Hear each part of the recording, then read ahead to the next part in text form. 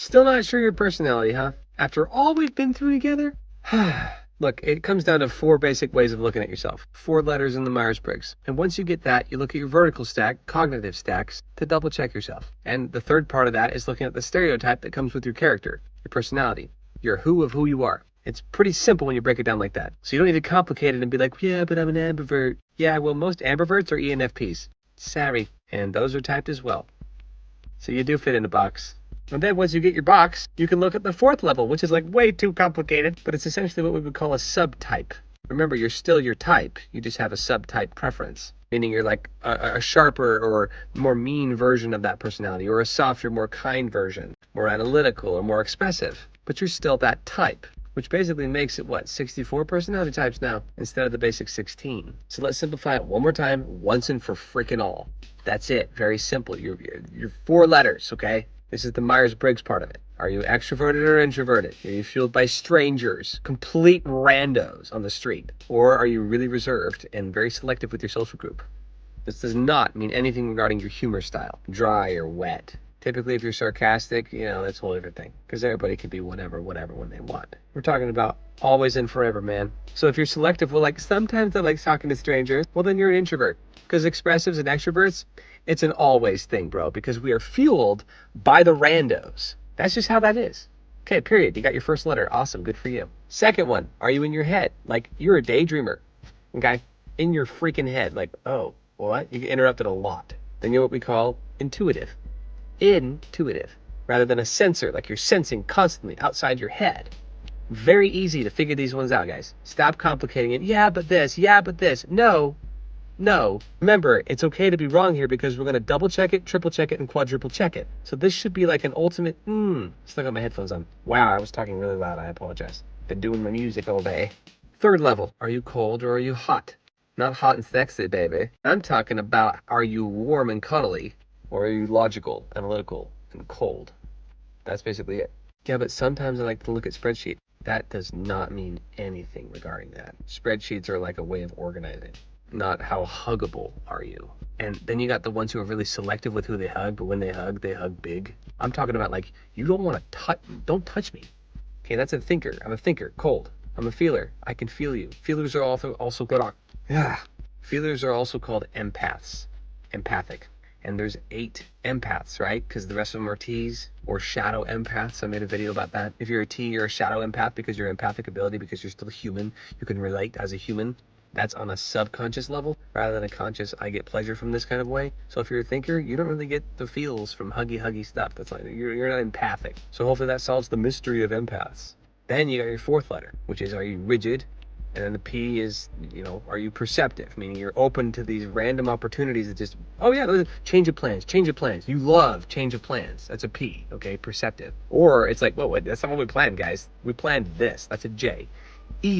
Easy, guys. It is so freaking easy. When you get this advanced in freaking Myers-Briggs, it is boring as frick. I'm very, very bored with this crap. And that is a very P thing for me to say. Does that make sense? Now, if I can make it fun, then I have fun with it. Hence, I don't really post that much anymore. Because it's like, you know what? I want to work on my music. That's what makes me an ESFP, you see? Very easily bored.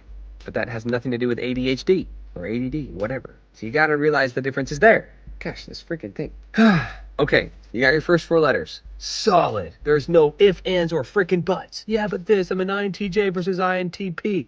Whoa, very different. INFJ versus INFP. Again, extremely different. If you look at any of my videos, I will go through exactly why they're extremely different. INFPs are more all over the place than an INFJ is, but for a different kind of reason. They're both all over the place, but not really. So let's be a little more real with who we are. That's what this is all about, being real to yourself and figuring out where you are. Also, side note, these things are more solidified when the gray matter part of your brain becomes more mature, and that takes time. That is a physical, genetic, human thing. And then they say roughly like in your mid-20s is when that kind of solidifies who you are, how your brain actually functions. Now, caveat, trauma can fix this and change this and ruin this. And everybody has trauma. We all got baggage on the plane, guys. So don't think that your trauma is like, oh, slam that door, you don't get to talk to me. That's way too INFJ. INFJs have like these, they are a whole different world, okay? So I'd love to go into that right now, but right now we're talking about general way of typing yourself. Once we get into that point, you can really go into depth. And I'm not going to go through this and edit this, so enjoy the awkward pauses in between every one of these video clips, guys. Now, once you've got your Myers-Briggs, which is the 4 letters, that 5th letter doesn't mean jack. That's not even standard practice. Turbulent versus assertive or whatever it is, it just basically means, are you flippant or are you kind of more steady?